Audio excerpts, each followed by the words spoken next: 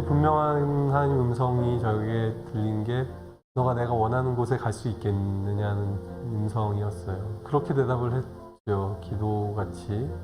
주님이 함께 하신다면 어디든 갈 수 있을 것 같습니다. 예수님이 저희 마음에 확신을 주셨고, 그리고 저희 남편 마음에 확신을 주셨고, 그 결정이 너무 기뻤기 때문에 어느 길로 가든 돌아가는 것 같아도 거꾸로 가는 것 같아도 예수님만 따라가면 하나님께로 가는 그 길이니까. 네.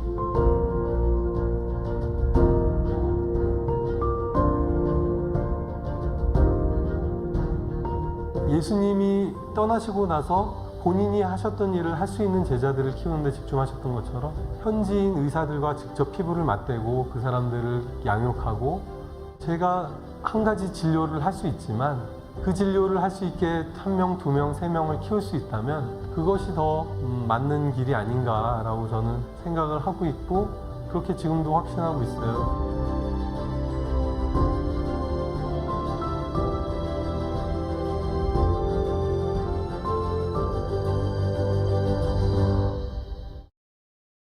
어느 날 몸이 좀 불편한 것을 발견을 했고 괜찮겠지 하다가 통증이 이제 발의 통증이 너무 심해져서 한국 가서 좀 치료를 받아야겠다 해서 한국을 갔는데 병원 가서 파킨슨이라는 걸 알게 됐죠. 앞으로 나는 어떻게 될까? 그리고 저희가 아이도 셋이나 있고 하다 보니까 이제 가장으로 어떻게 되나? 실질적인 고민들이 사실은 많이 됐죠. 근데 너무 그 생각하는 것 자체가 괴로운 거예요.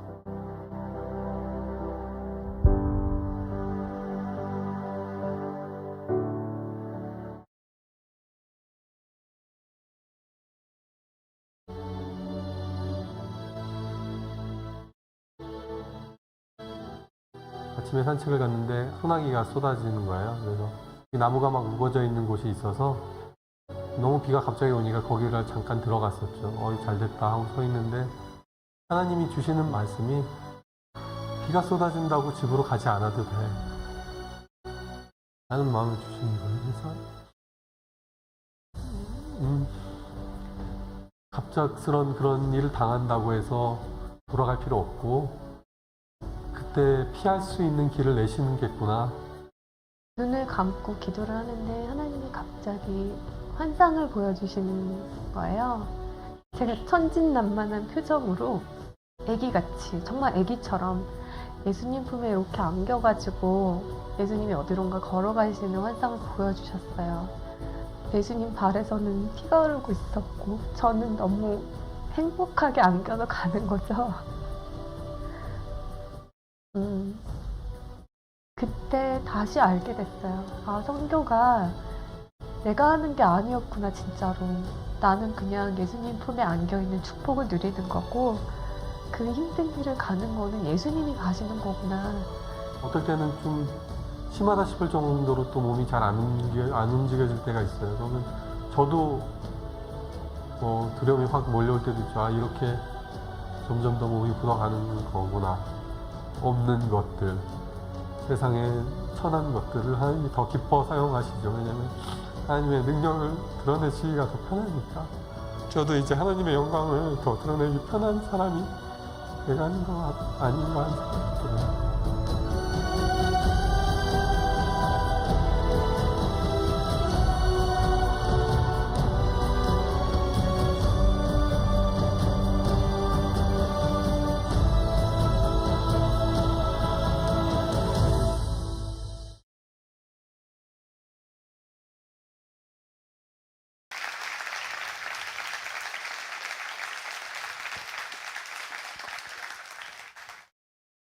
기도하겠습니다. 하나님, 부족한 종을 또 귀한 성도님들 만나 뵙게 하시니 감사합니다. 오직 성령께서 역사하여 주시고 각자에게 필요한 말씀 허락하여 주시고 선생님 되어 주시고 인도자 되어 주시고 우리를 기름 부어 주셔서 하나님 일 감당할 수 있는 자들로 삼아 주옵소서. 하나님 주시지 않으시면 저희가 받을 수 있는 것이 없사오니 주여 은혜의 말씀 부어 주옵소서. 감사하고 예수님 이름으로 기도합니다. 저 영상은 2016년 12월에 찍은 거예요. 2016년 12월이니까 벌써 거의 만 6년이 다 돼가고 있죠. 저희 아이들이 굉장히 어리게 나오잖아요. 사진을 제가 엊그제 보여드리려고 하다 노트북을 제가 떨어뜨려서 못 보여드렸는데, 저 장면이 역사적인 날입니다. 저희가 에티오피아로 출발하던 날, 2013년 6월 30일. 네. 만 나이로 8살, 7살, 3살, 4살 정도 됐을 때. 뽀얗잖아요, 애들이. 저 때만 해도. 최근에 찍은 사진이 있습니다. 뭐, 한 6개월 정도 된 사진인데요. 엄마랑 막내가 이제 둘이 짝을 이루고 있고, 저희 셋이 서 있습니다. 저희 큰애가 이제 6월 16일이 되면, 만 17세가 됩니다. 여기 써 있는 말씀이 This is what amazing dad looks like. 네. 세월이 그렇게 갔습니다. 그래서 저희가 2013년 7월 1일 날 아프리카 땅을 밟았고, 제가 진단받은 게 2014년 10월이에요. 제가 만 40세 되기 직전에 파킨슨 병원 진단을 받았습니다. 한국에 50일 머물렀는데 한국에 있는 동안 여러 가지 얘기들도 있었죠. 이제 정리하고 한국에 들어오는 게 낫지 않겠느냐. 주님이 공원에서 저에게 말씀하지 않으셨다면 한국에 들어왔을지도 모르죠. 주님의 음성이 저에게 닥친 문제를 해석해 주셨습니다. 어디로 가야 할지, 어떻게 살아야 할지, 어떻게 해야 할지 모르는 상황에서 우리가 붙들어야 되는 것은 결국 주님. 사방이 다 막힌 것 같은 상황에서는 역시 하늘이 열려야 하는 것입니다. 주님께서는 저에게 소나기가 지나가는 것처럼 지나갈 거야. 그리고 너에게 피할 길을 줄 거야. 주님께서. 그날 소나기가 10분 좀 넘었을 때 그쳤고요. 그 공원이 다 좋은데 한 가지 아쉬운 점은 산책하는 분들이 좀 많아서 이 아주머니들께서 많으시니까 좀 시끄러울 수 있잖아요. 근데 그날은 아무도 없는 거예요. 제가 나무 밑에서 나왔더니 공기는 더 상쾌해지고, 그래서 제가 생각했던 것보다도 더 많이 산책하고 하고 싶었던 것을 하고 돌아올 수 있었습니다. 주님은 저에게 주어진 길을 걷는데 끝까지 걸을 수 있게 해주실 거라는 마음을 주셨어요. 제가 그제도 보너스 말씀을 드렸거든요. 제가 자막으로 준비하지 않았던 말씀을 드렸는데 오늘도 보너스라고 말하면 좀 그렇고 하여간에 추가로 말씀을 드리고 싶습니다. 또 이사야 말씀 49장을 보겠습니다. 자막이 없습니다. 이사야 49장.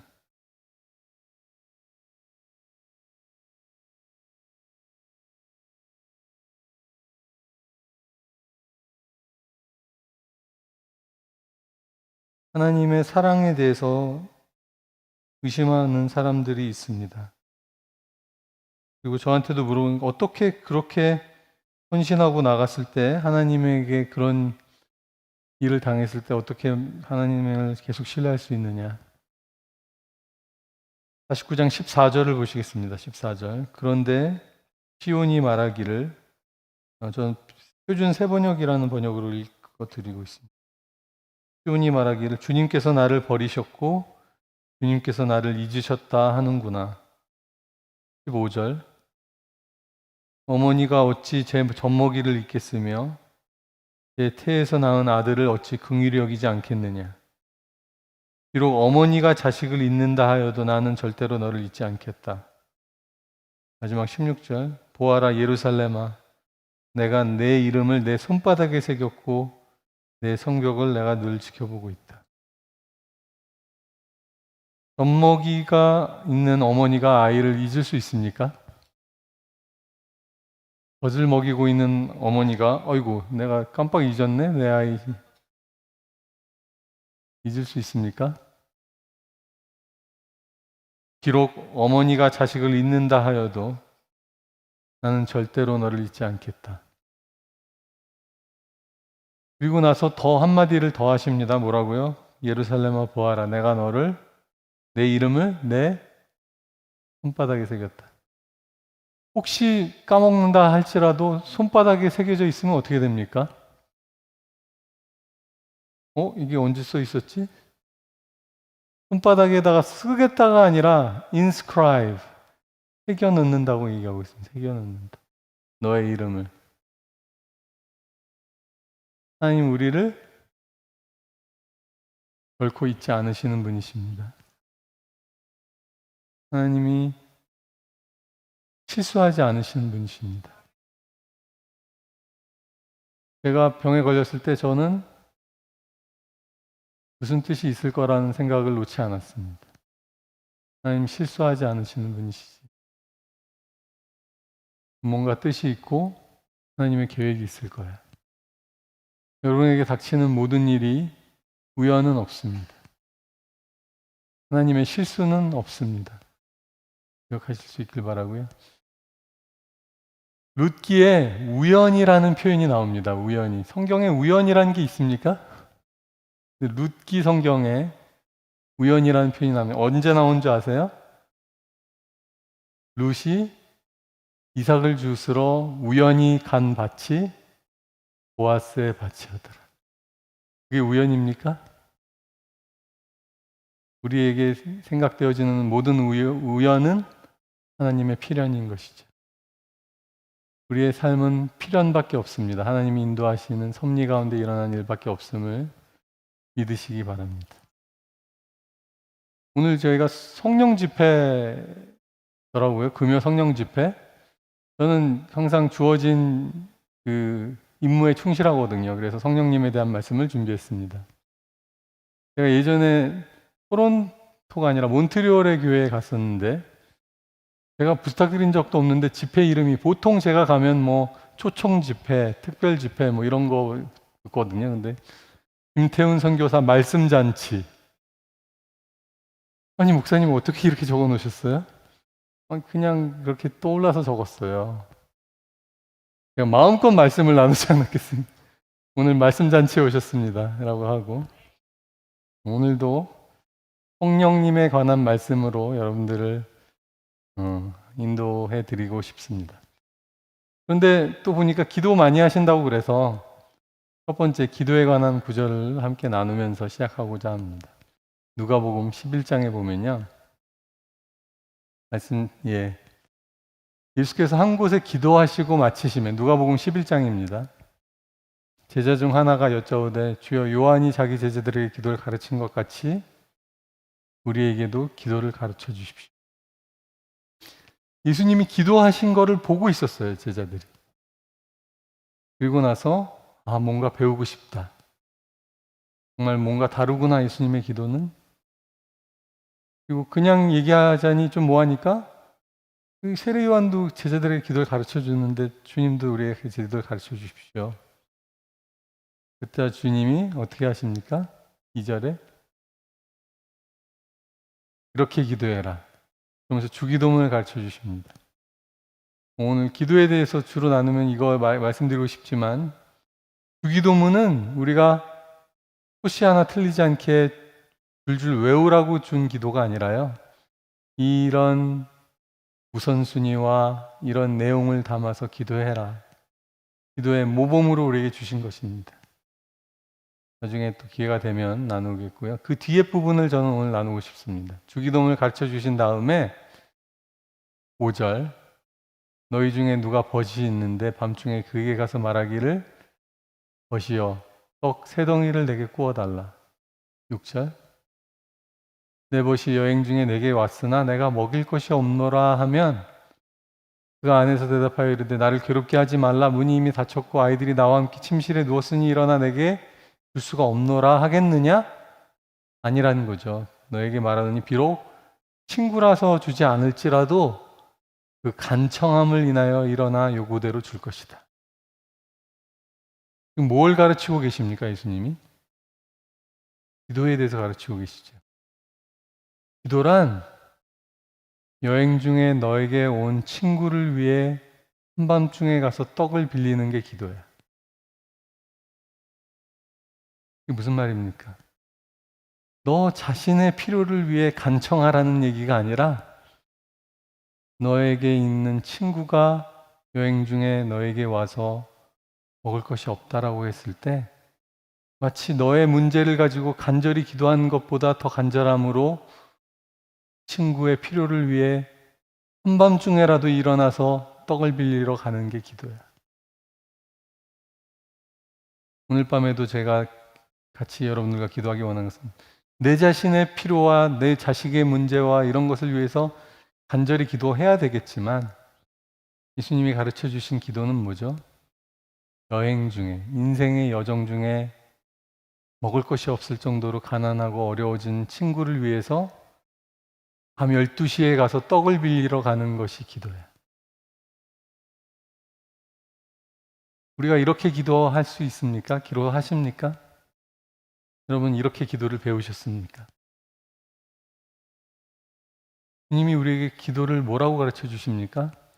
간청한다는 거에 집중하시죠. 보통 이 말 간절히 구하면 이루어집니다. 여기 보십시오. 밤 12시에라도 가서 기도하라고 하십니다. 주님이. 누굴 위해서? 나를 위해서? 아니에요. 여행 중에 나에게 찾아온 친구를 위해 밤 12시에라도 가서 떡을 빌리려고 간청하는 것이 기도야. 한국 교회가 이렇게 기도했다면 지금과 다르지 않았을까요? 우리 자신을 위한 필요가 아닌 이웃을 위해 밤에도 일어나 기도할 수 있는 저와 여러분 되기를 축원드립니다. 네, 이게 오늘 첫 번째. 그래서 기도할 때는 저는 여러 곳에서 간증한 부분 중에 하나지만 제가 하나님께 나아갔을 때 하나님이 너가 나를 위해 이렇게 선교하고 은혜를 나누고 사람들 섬길 거야, 역사할 거야, 뭐 이런 얘기 주셨을 때 다 좋은데 하나님 너무 감사한데 저는 어떻게 되죠, 하나님? 저는 누가 챙겨주죠? 저는 어떻게 되나요? 그랬을 때 하나님이 주신 답이 너는 내 것이야. 너는 뭐 내가 챙겨 뭐 이런 것도 아니고요. 너는 내 것이야. 아멘.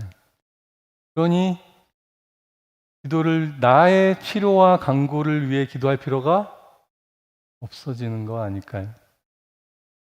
나는 주님께 속해 있구나. 그죠? 주님이 허락하지 않으시면 참새가 2마리가 뭐 5아사리온에 팔리는 일도 일어나지 않아. 우리의 머리카락도 다 세심받으셨어. 그러니 우리의 기도를 시선을 돌리고 방향을 돌려야 되겠죠. 아멘. 자, 이제 성령님에 대한 말씀을 나누겠습니다. 1번. 신령한 바위 그리스도. 말씀 주십시오. 고린도 전서 10장에 보면 형제들아 나는 너희가 알지 못하기를 원하지 아니하노니 우리 조상들이 다 구름 아래 있었고 바다 가운데로 지나며 모세에게 속하여 구름과 바다에서 침례를 받고 다 같은 신령한 음식을 먹으며 신령한 음료를 마셨으니 이는 그들을 따르는 신령한 반석으로부터 마셨음에 그 반석은 곧 그리스도시라. 우리에게 생명수를 주신 분은 우리를 따르는 우리를 따르고 함께 하시는 성령 여호와의 인자하심과 신실하심이 나를 따르리니 내가 쫓아다니는 것이 아닙니다. 주님의 은혜와 주의 신실하심이 정녕 나의 평생의 나를 따르는 것입니다. 반석으로부터 우리가 마셨으니 그 반석은 곧 그리스도라. 기억하십니까? 출애굽기 17장에 이스라엘 백성들이 다음 말씀 주십시오. 광야에서 마실 물이 없어서 마음이 상했죠. 우리가 굶어 죽게 하려느냐, 이렇게 우리로 하여금 물을 줘서 마시게 해라. 모세랑 다투고, 모세가 너희가 어찌하여 나와 다투느냐, 여호와를 시험하느냐. 3절, 백성이 목이 말라 물을 찾음에 모세에 원망하여 이르기를 우리를 목마르려 죽게 하느냐. 모세가 여호와께 부르짖어 가로되 이 백성을 어떻게 하리이까. 그들이 조금 있으면 내게 돌을 던지겠나이다. 하나님의 답을 들으십시오. 내가 나일강을 치던 너의 지팡이를 손에 짚고 가라. 잘 보십시오. 6절에 내가 호렙산에 있는 그 반석 위, 거기서 너의 앞에 서겠다. 너는 그 반석을 치라. 자, 보십시오. 하나님이 어디에 서시겠다고 말씀하십니까? 반석 위. 내가 거기에 너의 앞에 서겠다. 근데 너는 반석을 치라. 그럼 누구를 치는 것입니까? 네? 중얼. 답은 항상 하나님 아니면 예수님. 누굴 치는 것입니까? 누가 반석 위에 섭니까? 하나님이 나를 치라는 것이죠. 여러분 그렇게 이 말씀을 이해하고 계셨습니까? 반석을 치라. 근데 반석에 계신 분은 누구십니까? 내가 반석 위에 설 거야, 너 앞에. 너는 반석을 치면 여기서 생명수가 나올 거야. 하나님을 치는 것입니다. 여러분 기억하시죠? 모세가 이게 한 번이 아니죠. 민수기에 가면 똑같은 장소입니다. 다른 장소가 아니라 똑같은 장소에 이스라엘 백성들이 또 오게 됩니다. 언제요? 정탐꾼들이 실패하고 그들이 하나님의 시험을 실패하고 다시 광야로 내몰려 나오매 똑같은 장소로 와서 똑같은 원망과 불평을 하게 됩니다. 하나님께. 민수기 20장에 가면 회중이 물이 없으므로 모세와 아론에게 모여드니라. 우리가 여호와 앞에서 죽을 때 너희도 죽었더라면 좋았을 것이다. 어찌하여 여기서 우리가 짐승이 다 죽게 하느냐. 똑같은 불평. 우리 마실 물도 없고 그렇게 얘기하고 있죠. 모세가 아론이 여호와 회목문에 이르러 엎드리며 여호와 영광이 그들에게 나타나며 반석에게 때려라고 말씀하십니까? 명하여 물을 내라.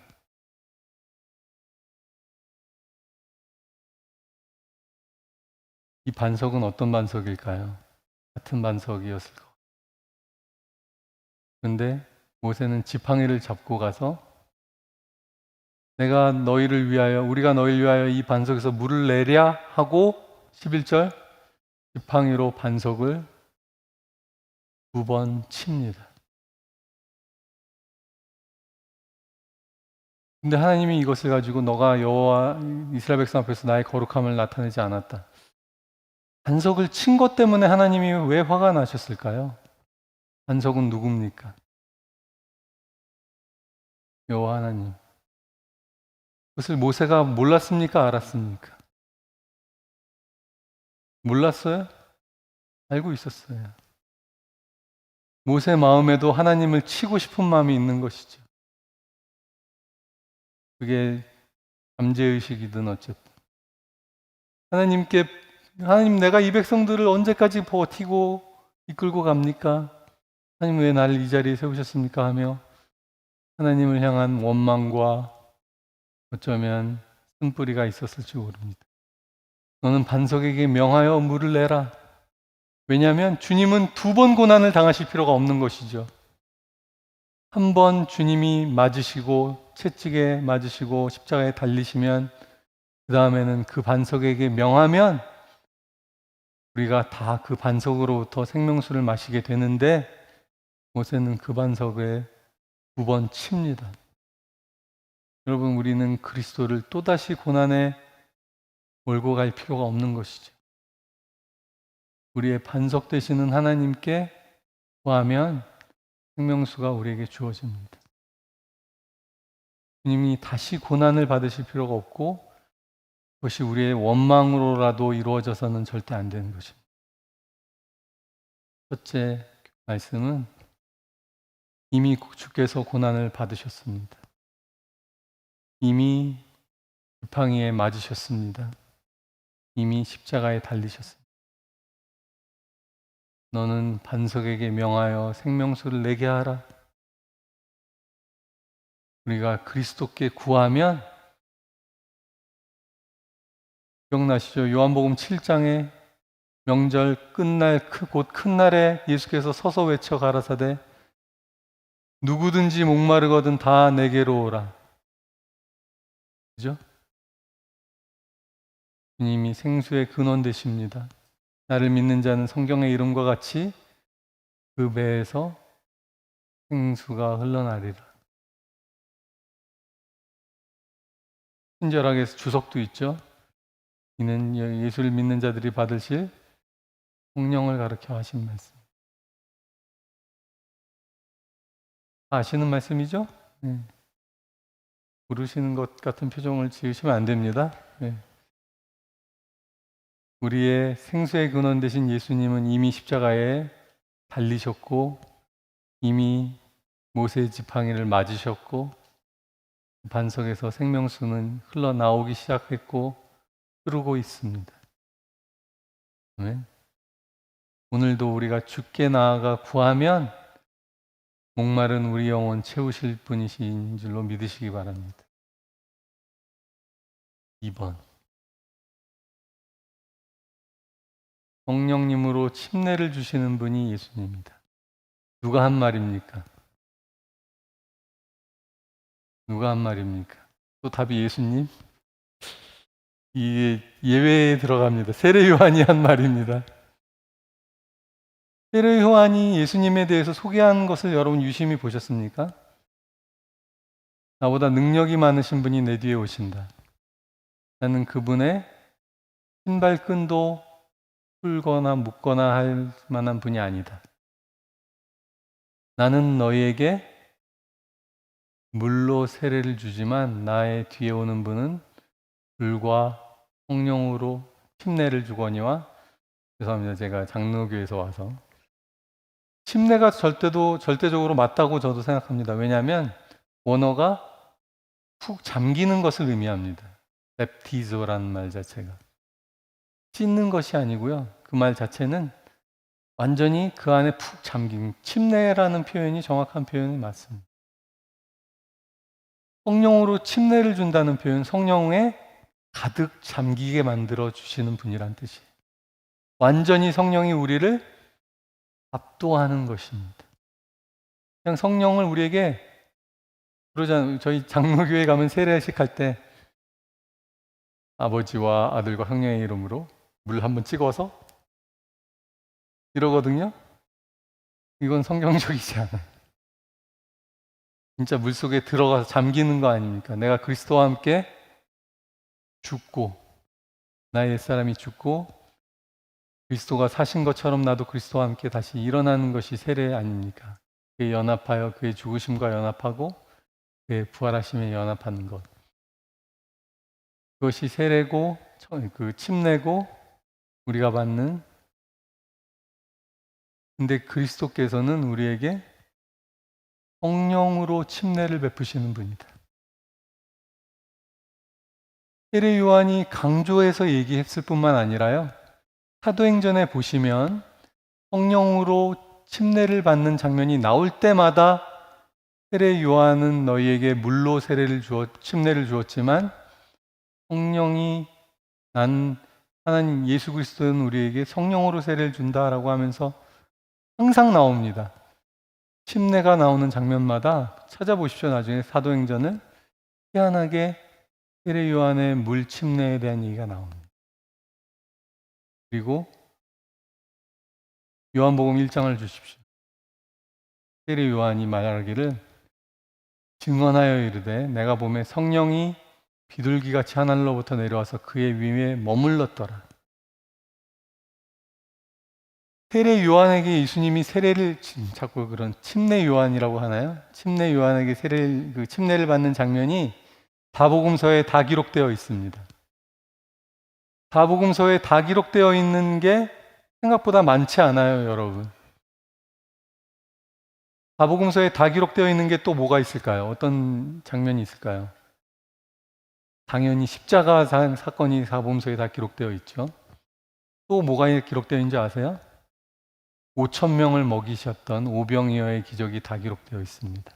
왜요? 주님은 우리의 필요를 채우시는 참 제사장이시기 때문에, 참 구세주 되시는 예수님의 시작과 끝인, 사역의 시작과 끝인 침례 요한에게 침례를 받는 장면과 십자가에 달리는 장면이 사복음서에 다 나오고요. 그리고 또 뭐가 나온지 아세요? 예수님의 예루살렘 입성이 나옵니다. 사복음서. 몇 개 없어요. 생각보다 몇 개 없어요. 사복음서에 다 나오는 게. 왕으로 임하시잖아요. 예루살렘 왕의 도시잖아요. 예루살렘은 다윗의 성 아닙니까? 이스라엘의 왕 다윗의 성에 호산나 다윗의 자손이여 우리에게 왕으로 임하시는 분. 모든 사람들이 호산나라는 말의 뜻은 오늘 주일학교 이제 그 저력이 다 나오는 날입니다. 호산나라는 말의 뜻은 우리를 구원하소서. 호산나 호산나 다윗의 자손이여 우리를 구원하소서. 참 왕으로 오신 예수님의 겸손한 우리의 왕은 나귀를 타고 입성하신다. 그죠? 그 구약의 예언이지 않습니까? 침례 요한에게 침례를 받는 장면이 중요한 이유는 마태복음에는 이렇게 기록되어 있습니다. 침례 요한이 내가 당신께 침례를 받아야 할 텐데 어찌하여 주께서 나에게 오십니까? 침례 요한의 답이 뭡니까? 예수님의 답이 뭡니까? 우리가 이렇게 하여 모든 의를 이루는 것이 합당하니라. 예수님이 침례 요한에게 받는 게 왜 모든 의를 이루는 일입니까? Fulfill all righteousness.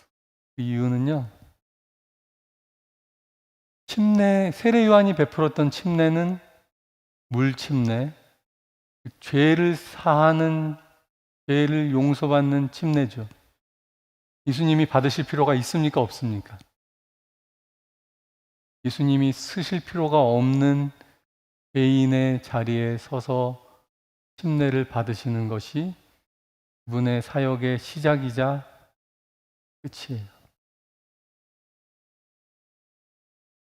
그분은 사역을 시작할 때부터 자신의 정체성을 알고 시작하는 것입니다. 자신이 죄인의 자리에 서서 침례를 받으실 필요가 없는 분 아닙니까?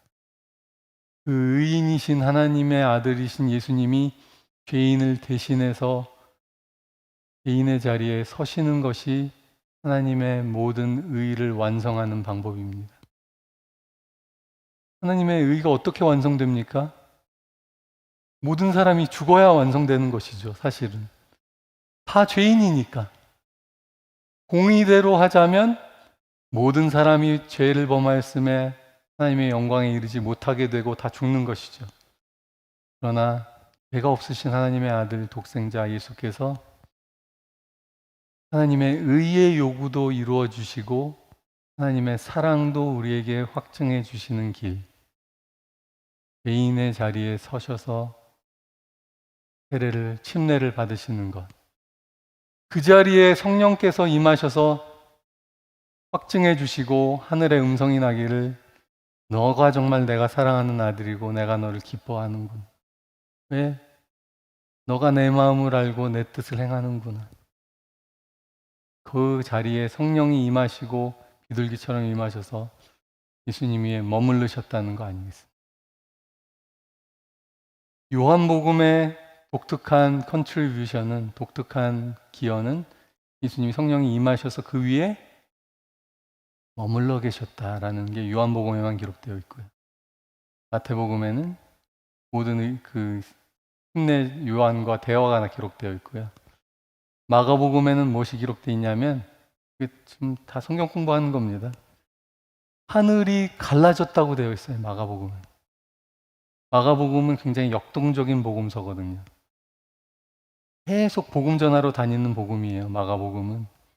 마가복음의 마지막이 뭐죠? 마지막에 예수님이 주시는 명령이 뭔지 아세요? 마가복음의 명령은 너희는 온 천하에 다니며 만민에게 복음을 전파하라. 그게 마가복음의 핵심이에요. 그러니 막 하늘도 갈라져서 열려야 되는 거예요. 누가복음만의 독특한 예언은 뭔지 아세요? 예수께서 세례를 받으시고 침례를 받으시고 기도하실 때 성령이 그에게 임하시고 하늘의 음성이 나기를 너는 내 사랑. 누가복음은 기도의 복음서거든요. 성령의 복음서거든요. 마복음서에 나오는 각각의 기여에 대해서 기술하시오. 답을 쓰실 수 있겠죠? 성경 시험 공부예요 지금. 그런데 어쨌든 요한복음을 계속 주십시오. 1장 32절. 성령이 그분 위에 머물렀어. 나도 그를 알지 못하였지만 나를 보내서 침례를 베풀라고 하신 그분께서 말씀하시기를 성령이 누구 위에든지 머무는 것을 보거든 그가 곧 성령으로 침례를 베푸는 이인 줄을 알라 하셨기에 내가 보고 그가 하나님의 아들이심을 증언한 거야.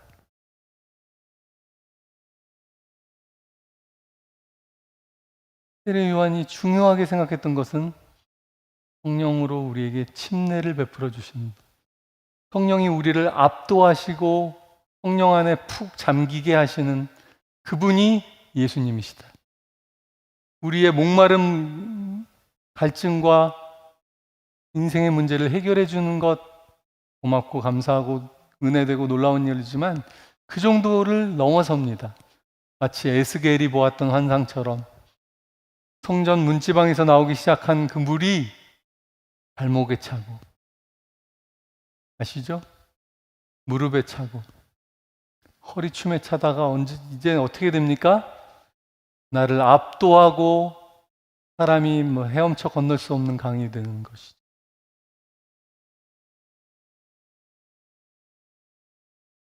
성령님과 동행함이 이와 같습니다. 이제 저한테 사람들이 물어봅니다. 성령님 앞으로 어떤 계획을 가지고 계십니까? 어떻게 사역하시려고 하시고 다음 인생의 스텝은 어떻게 됩니까? 저는 웃습니다. 제가 계획한 대로 인생이 안 되더라고요. 저는 하나님 가라면 가고 더 정확하게 말하면 가라고 하시는 것 같으면 밀려가고 떠내려가고. 제가 파송명이 뭔지 아세요? 보통 성경의 인물이나 이렇게 사람으로 선교 파송명 하잖아요. 무슨 준우가 박바울 막 이렇게 하잖아요. 저는 노아예요. 노아가 배를 만들었습니까? 방주를 만들었어요. 배와 방주의 차이는 뭐죠? 배는 컨트롤 타워가 있고요. 방주는 그냥 떠내려가는 거예요. 가다가 걸리면 서는 거예요. 여러분에게 걸렸습니다. 제가. 없어요. 노아는 산 꼭대기에서 수백 년에 걸쳐서 방주를 지었어요. 사람들이 그를 아주 비웃었어요. 저런 미치광이가 있나? 어떻게 산 꿀짜기에서 배를 지어, 방주를 지어? 하나님이 명령하시면 산 꿀짜기에도 홍수가 나서 다 죽는 것입니다. 어쨌든 성령으로 침례를 받으시길 바랍니다. 푹 잠기고 성령이 이끄는 삶을 산 것입니다. 그저께 나는 자유자로 살고 싶지 않고 종으로 살겠노라.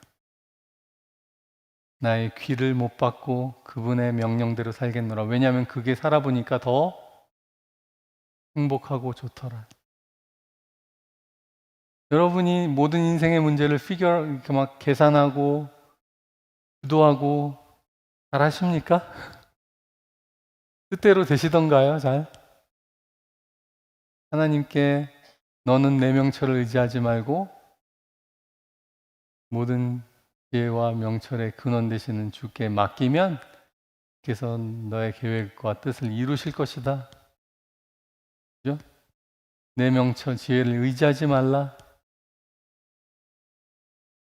지혜의 근본은 여호와를 경외합니다. 오늘 우리 성령님으로 압도되는 밤이 되기를 기도합니다. 성령님으로 압도되어서 내게 있는 친구를 위해 간청하는 기도드리는 저와 여러분 되기를 원합니다. 3번 전에 말씀이 있던가요? 모르겠네요. 오늘 말씀 이제 본문으로 접근하고 아직 본문이 시작하지 않았습니다, 여러분. 오늘 여러분 사도행전 7장에 가면 스데반 집사님의 설교가 나옵니다. 제가 좋아하는 스데반 집사님. 사도행전 7장이 60절까지인가 있어요. 왜 이렇게 길까요? 설교가 기니까. 성령의 사람의 설교는 깁니다.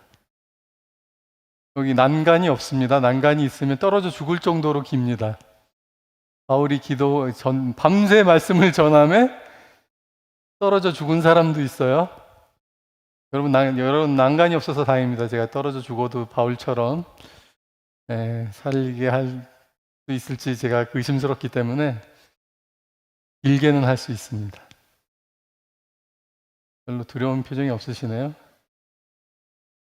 유두고라는 사람이 떨어져 죽은 사람입니다. 제가 친한 친구 중에 한 명 자기 이메일 이름이 유두고야. 야, 너는 무슨 마음으로 너의 이메일 주소가 유두고니? 정말 이해가 안 되죠. 하여간에 주의 말씀을 듣다가 떨어져 죽는, 그것도 은행이라고 해야 되나? 어쨌든 아직 본문으로 가지 않고 있습니다. 자, 첫 번째 말씀. 성령은 우리에게 하나님의 자유를 주시는 영입니다. 성령은 우리를 속박하지 않습니다. 그런 사람들이 있죠. 나는 기독교를 믿지 않을래. 왜냐하면 기독교 하면 거추장스러울 것 같아. 나를 억압할 것 같아. 나는 내 마음대로 살고 싶어. 자유롭게 살고 싶어. 진짜 자유가 뭡니까? 물고기가 물 밖에 나오는 게 자유입니까? 에티오피아는 정말 도로에서 자유가 많아요. 차선에 이 맨 끝에서 유턴도 하고 역주행하는 차가 막 오히려 빵빵거리기도 하고 맥시멈의 자유를 모든 사람이 누리다 보니 아무도 자유하지 않아. 도로가 난리야, 난리. 차선도 없고 어디든 갈 수 있지만 생각해보니 어디도 못 가. 다 엉켜 있어. 그게 자유라는 것이죠. 자유란 우리가 마땅히 살도록 창조된 대로 살 때 가장 크게 우리가 누릴 수 있는 것입니다. 물고기가 물 속에 있을 때 가장 자유로운 거 아니겠습니까? 근데 하나님의 영이 그 일을 행하십니다. 사람이 사람답게 살 수 있게 해주시죠. 그 여호와의 영이 내게 임하셨으니 이는 여호와께서 내게 기름을 부으사 가난한 자에게 아름다운 소식을 전하게 하려 하심이라. 이 아름다운 구절의 말씀을 예수님께서 누가복음 4장에 성경 두루마리를 찾아서 읽으십니다. 이 이사야 61장을 누가복음 4장에 읽으십니다. 그분의 사역을 시작하실 때. 그리고 뭐라고 그러시죠? 이 말씀이 오늘날 너의 귀에 응답되었느니라. 무슨 말입니까? 너희가 이 말의 응답을 나의 낭독을 통해서 듣고 있는 거야. 내가 바로 주 여호와의 신이 내게 임하셨으니 그래서 나를 보내사 하는 그 사람이 나야.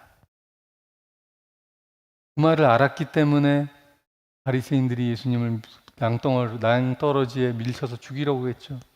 네가 메시아라는 얘기 아니냐? 네가 바로 그 하나님의 구원자라는 얘기 아니냐? 감히 요셉의 아들인 네가 어찌 그럴 수 있느냐 하면서 죽이려고 했다. 그 예수님이 근데 진짜 그분이신 것을 그들은 몰랐던 것이다. 그 여호와의 신 받으신 하나님의 아들 예수 그리스도가 우리를 자유케 하셨습니다. 다음 구절 주십시오. 그 다음 구절요. 예, 지금 넘어가겠습니다. 다 설명하기는 너무 길고요. 다음 구절 주십시오. 네. 그 앞에 말씀이 하나 있지 않나요? 고린도 후서 말씀을 제가 드린 게 있지 않나요? 예. 바울이 얘기했던 말씀 중에 고린도 후서 3장 16절에서 18절에 보면 이런 말씀이 있습니다. 사람들의 마음을 가리고 있는 수건 같은 게 있다. 근데 언제든지, anytime, 언제든지 우리가 주께로 돌아가면 우리를 하나님으로부터 가리는 것들이 벗어진다. 그리고 말하기를 God is spirit. Where the spirit is, there is the freedom. 주의 영이 계신 곳에는 자유함이 있느니라. 여러분, 내가 하나님을 잘 모르는 것 같아. 나는 나와 하나님 사이에는 뭔가 막아서고 있는 장벽 같은 게 있는 것 같아. 내가 죄를 지어서 그럴 수도 있고 나의 믿음 없음이 그럴 수도 있고. 걱정하지 마십시오. 언제든지 주께로 돌아가면 그 수건은 벗어진다. 사단은 속입니다. 넌 뭐 언제부터 너가 예수님을 열심히 믿었다고 하나님이 너에게 바로 은혜를 주시겠니? 예, 바로 은혜를 주십니다. 너같이 믿음 없는 사람에게 하나님이 무슨 은혜를 주시겠니? 그게 은혜입니다. 값 없이 주시고 자격 없이 주시는 겁니다. 아니, 너가 신앙 기도도 좀 열심히 하고 착하게 살아야 하나님 은혜 주시. 그러면 은혜가 아닙니다. 아니, 내가 예수를 좀 열심히 믿어야지 성령을 받지 않겠니? 예수를 열심히 믿어서 성령 받으려면 받을 사람 아무도 없습니다. 성령을 받아야 예수님을 열심히 믿을 수 있게 됩니다.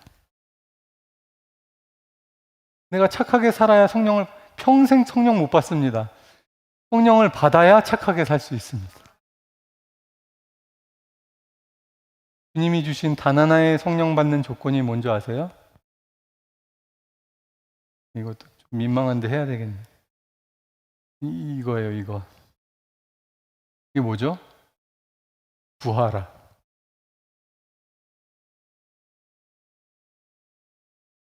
웃어주셔서 감사합니다. 민망한데. 그래서 성령님이 또 999 한다는 얘기도 있고, 성령이 비둘기같이 999. 이건 좀 들으세요. 구하는 자에게 성령을 주시지 않겠느냐. 여러 자격 조건을 걸었으면 어떻게 됩니까? 받을 사람이 많이 없잖아요. 하나님이 거신 하나의 조건, 내게 구하라.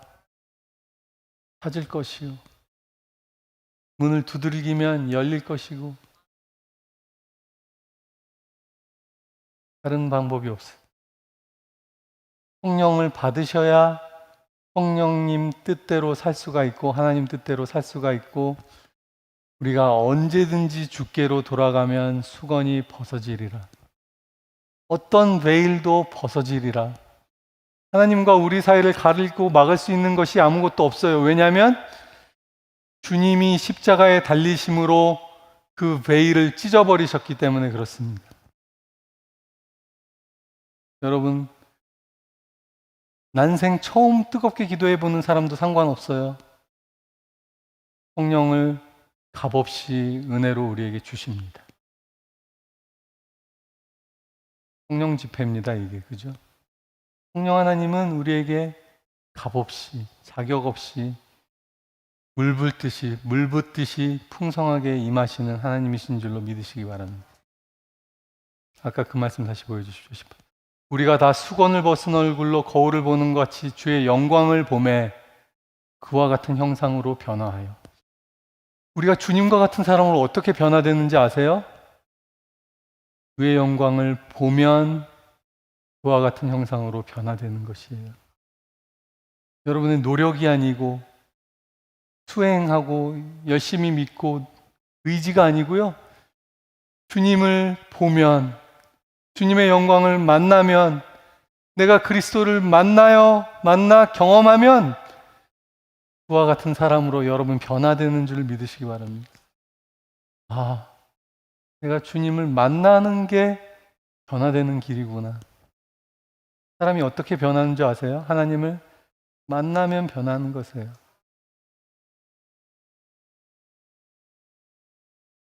주님의 영광을 보니 우리도 다 주와 같은 모습으로 변화되어, 말씀 계속 보여주십시오. 끄지 마시고. 영광에서 영광으로 이르니. 어떤 영어 성경에는 이렇게 되어 있습니다. From one degree to another degree. 여러분이 어디 신앙 단계에 있던지 상관없습니다.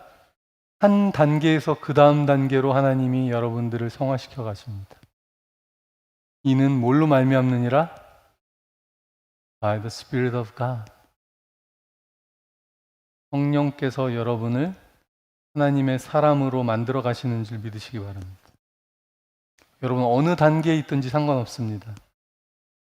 그 다음 단계로 우리를 이끌어 가시는 것입니다. 어떻게 가능하다고요? 변화가? 주의 영광을 보아야 합니다. 이사야가 바로다 나여 망하게 되었도다. 내가 만군의 여호와를 보다니. 그리고 그의 주님 나는 죄인입니다. 나를 떠나십시오. 주의 영광을 볼 때 진정한 죄의 고백도 나오고 믿음 없음의 고백도 나오고 진정한 변화가 시작되는 것입니다. 그러니 걱정하지 마십시오. 우리의 힘과 노력으로 되지 아니하고 주의 영으로 말미암느니라. 여러분이 하실 것은 뭐 하나라고 그랬죠? 이따가 이렇게 기도하지. 주님께 구하시면 되는 것입니다. 다음 말씀. 아까 띄웠던 말씀. 오늘 본문으로 이제 시작하겠습니다. 형제들아 너희가 자유를 위하여 부르심을 입었으나 하나님이 우리를 자유자로 부르셨어요. 하나님 우리를 구원해서 내가 너희를 자유케 하노라. 죄의 노예가 되지 말고 자유해지라. 하나님이 주신 자유니까 랄라랄라 하고 내 마음대로 살자가 아니라 너의 그 자유함으로 사랑하는 사람이 되고 서로 사랑의 종이 되어라. 사랑으로 서로 종노릇하라. 다음 구절. 온 율법은 우리가 믿는 이 성경의 모든 말씀은 한 구절의 성경으로 완성된다. 무엇이요? 내 이웃을 내 몸과 같이 사랑하라. 밤중에 형제가 너에게 와서 떡 세 덩어리 달라 할 때 가정이 넘었어도 가서 간청으로 기도하는 것이 이와 같은 거 아니겠습니까? 율법은 내 형제를 내 몸과 같이 사랑하는 이 한 말씀에 다 이루어졌나니. 15절. 물고 먹으면 참 멸망할까 조심하라. 16절부터 잘 보십시오. 내가 이르노니 너희는 성령을 따라서 동행하고 살아. 너희가 육체의 욕심을 이루지 않는 단 하나의 비결은 성령을 따라서 사는 거야. 잘 보십시오. 17절. 7절. 육체의 소욕은 성령과 같이 갈 수 없고 성령을 따라 사는 사람은 육체대로 살지 않아. 두 개가 같이 갈 수 없어요. 세상의 즐거움과 쾌락과 이걸 쫓는 사람이 성령도 쫓고 살고 불가능해요. 육체를 따라 사는 사람은 성령을 거스르고 성령을 따라 사는 사람은 육체를 할 수 없다. 서로 대적한다. 8절부터 육체에 대한 얘기가 나오죠. 19절. 육체의 일은 분명하니 뭐 이런 갖가지 나쁜 것들이 나오고요. 22절로 가겠습니다. 22절. 오직 성령의 열매는, 잘 보십시오. 이게 9가지 열매입니까? 또 999에서 9가지가 아니고요. 단수예요, 단수. 성령의 열매는 하나예요, 하나. 근데 왜 9가지가 나옵니까? 사랑과 희락과 사희화 오자양 충온절. 의대생들이 주로 외우는 방법이에요. 앞자만 따서 외우기. 사희화 오자양 충온절. 사랑과 희락과 화평과 오래 참과 자비와 양선과 충성과 온유와 절제니. 보십시오. 이 9가지가 다 뭡니까? 성품이고요. 일단은 캐릭터, 성품이고, 사랑이 있는 사람이 기쁨이 없을까요? 사랑이 있는 사람이 화평하는 마음이 없을까요? 이 8가지는 있는데 한 가지가 없을 수 있을까요? 이럴 수는 있어요. 어떤 열매가 단맛도 있고 신맛도 나고 그렇잖아요. 망고 같은 거 먹으면. 근데 어떤 사람은, 어떤 망고는 특별히 단맛이 강하고 신맛은 좀 덜한 것 같고. 이제 제가 묵상한 거예요. 하나님의 성품이 안 열릴 수는 없습니다. 이 9가지 열매가, 9가지의 그 성품이 다 있을 수밖에 없어요. 성령이 역사하시는 사람은. 그러나 누구에게는 좀 더 기쁨이 두드러지고, 누구에게는 선함이 더 두드러지고, 오래 참음이 두드러진 사람이 있고, 그러나 없을 수는 없어요. 성령의 은사가 더 사모가 되십니까? 열매가 사모가 되십니까? 둘 다 사모가 되는 거죠. 근데 열매는요, 핑계될 수가 없어요. 선물은 말 그대로 선물이니까 안 줘도 그만, 없어도 그만. 주님이 하신 말씀 기억나세요? 마태복음 7장 산상설교에서 사람은 열매로 알 수 있다. 나무는 열매로 알 수 있듯이 반드시 열매가 맺혀집니다. 반드시. 시간이 좀 걸릴 수는 있어요.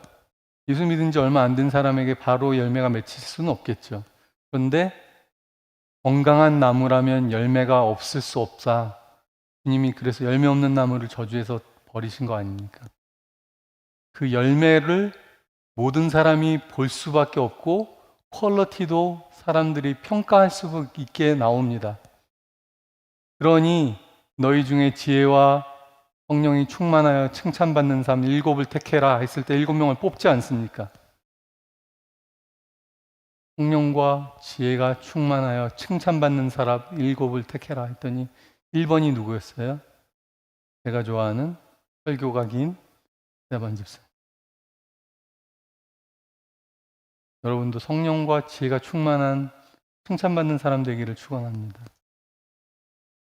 저는 이 뒷부분의 표현이 너무 멋있어요. 5장 23절. 벌써 이거 찾아서 띄우셨어요. 5장 23절 갈라디아서. 이 같은 것을 막을래야 막을 수가 없어. 성령의 열매 맺는 거를 누가 말립니까? 누가 막겠습니까?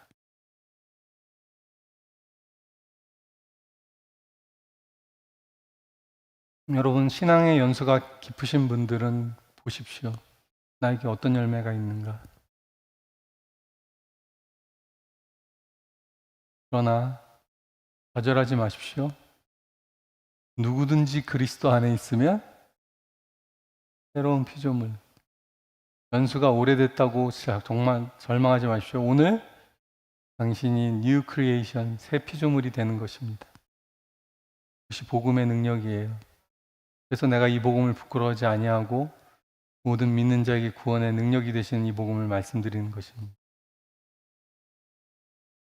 갈라디아서 그 뒷절 보여주십시오. 이제 거의 끝나갑니다.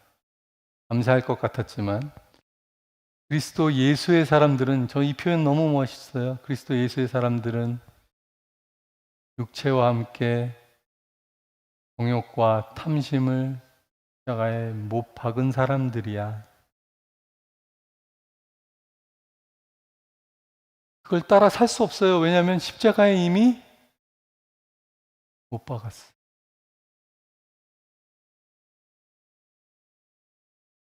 (25절) 만일 우리가 성령으로 산다고 하면 Every day we will follow the guidance of the Spirit.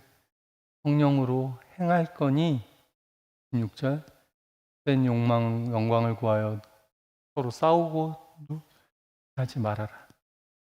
자, 마지막 갈라디아서 6장의 말씀도 조금 나눠드리고 끝내겠습니다. 갈라디아서 6장에 보면 만일 무슨 형제들아 범죄한 일이 드러나거든 누가 이렇게 연약하고 쓰러진 해서는 안 될 것이 보이면 막 욕하고 그러지 말고 온유한 심령으로 그러한 자를 바로잡고 너 자신을 살펴보아서 너희가 시험 받을까 두려워해라. 2절 어제 수요일날 제가 짐진 얘기 하지 않았습니까? 목사님들이 이게 제일 좋았다고 하시더라고요. 10 기억하시는 분. 근데 오늘 또 다른 버전이 있습니다. 서로가 짐을 서로 져라. 너의 짐이 줄어드는 방법이 예수님이 나의 짐을 짊어지시는 것 플러스 하나 더 있습니다. 누가 형제자매가 내 짐을 지는 거예요. 그게 뭘 성취한다고요? 그리스도의 법을 완성하는 것이에요.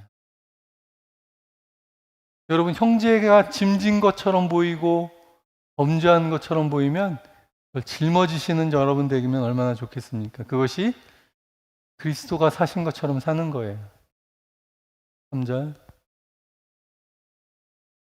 누가 아무것도 되지 못하고 된 줄로 생각한다면 속이는 것이다.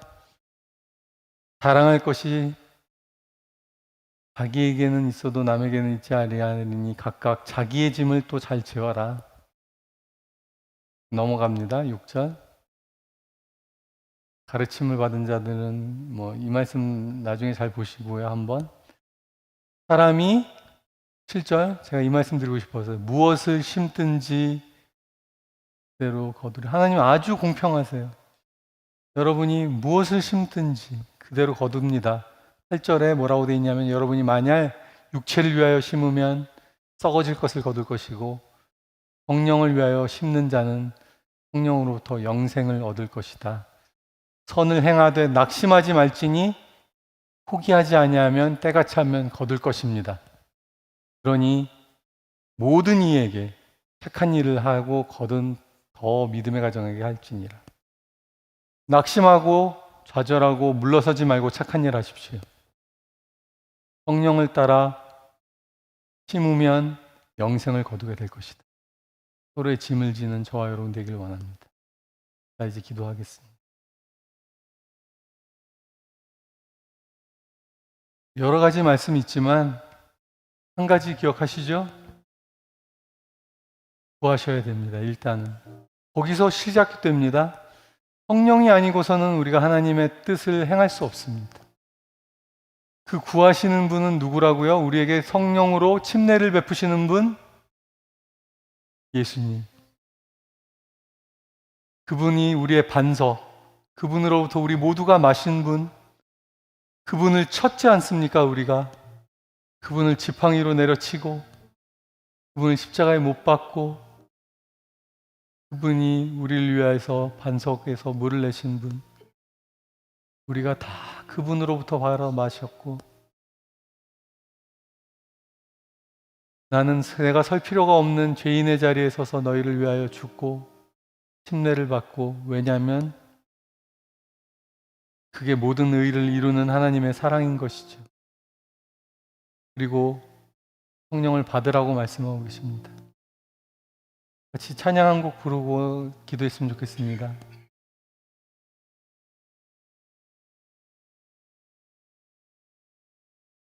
나의 사랑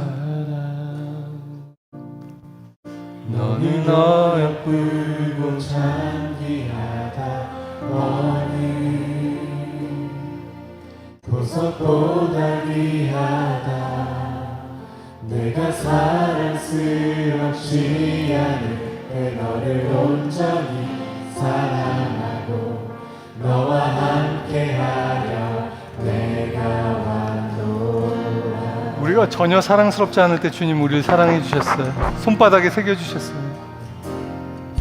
주의 사랑 이 사랑은 결코 변치 않아 모든 계절 돌보시네. 계절 돌보시네.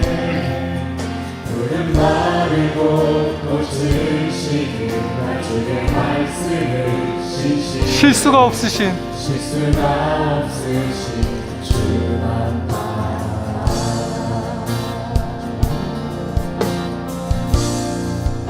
주님의 나라와 뜻이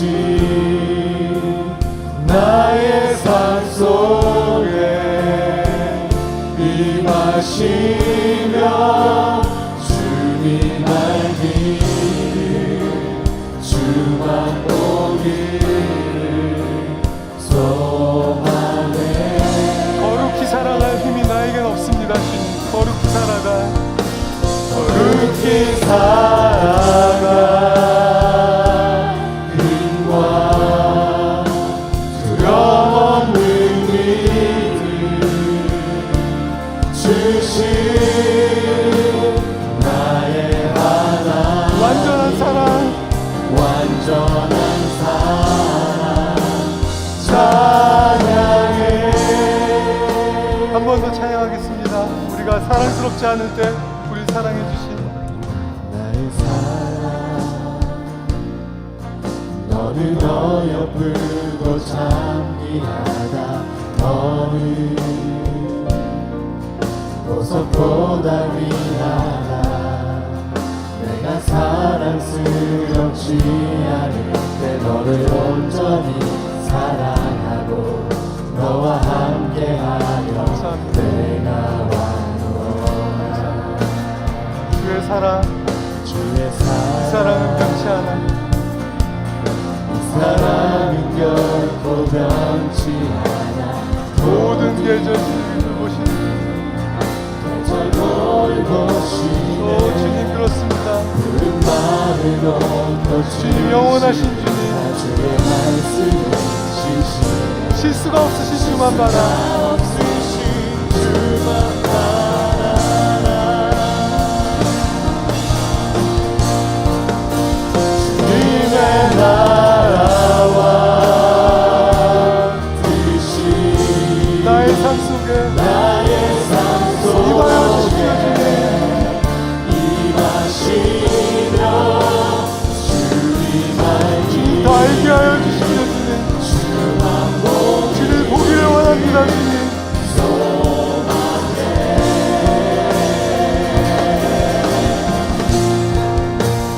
그렇게 살아가 힘과 두려움 없는 믿음 나의 하나님 나의 하나 완전한 사랑 완전한 사랑 찬양해. 찬양하니 만군의 주 찬양하리 만군의 주 다스리시는 주님 찬양합니다. 영원히 높여드립니다. 주님 홀로 영광 받아 주옵소서.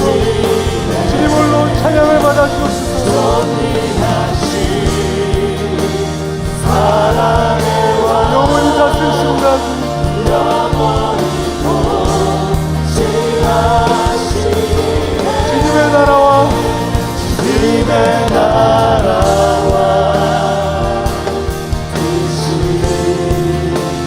나의 삶 속에 임하시며 주님 말기 주님을 보기 원합니다. 주님 우리의 눈을 열어주소서.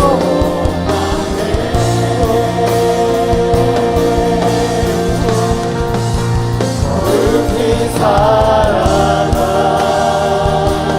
힘과 두려움 없는 믿음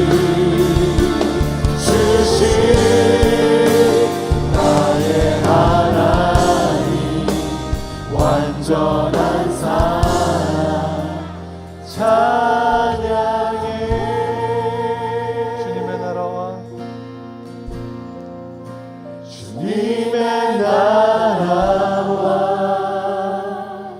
주의 뜻이 이루어지기를 원합니다. 나의 삶 속에 임하여 주옵소서 주님. 임하시는 구하오니 임하소서 성령님. 주님 알기를 주만 보기 주님 내게는 거룩히 살아갈 믿음과 주님만 바라볼 믿음과 이런 것이 없습니다. 주님 내 안에 선한 것이 없습니다. 영없는 믿음 주님이 아니시면 설 수 없습니다. 주신 나의